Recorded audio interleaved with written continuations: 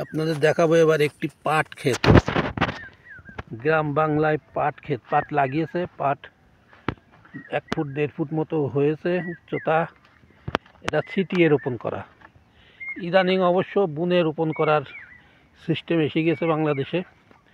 এগুলো ছিটিয়ে, বীজ ছিটিয়ে পাট লাগিয়েছে। পাটে অনেক আগাছা জন্মেছে, নিড়ানি দেওয়া লাগবে। এই পাটই আমার দেশের স্বর্ণসূত্র ছিল এক সময়।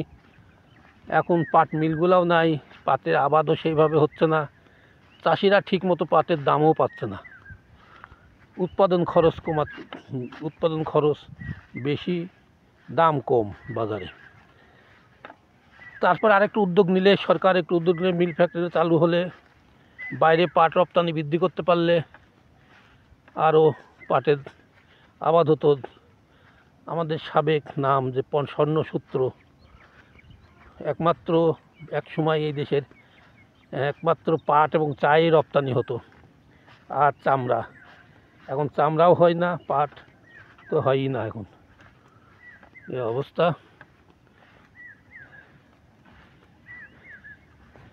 আশা করি যারা শহর এলাকায় বসবাস করছেন, পাট গাছ দেখেননি, পাট গাছ দেখে নিতে পারছেন।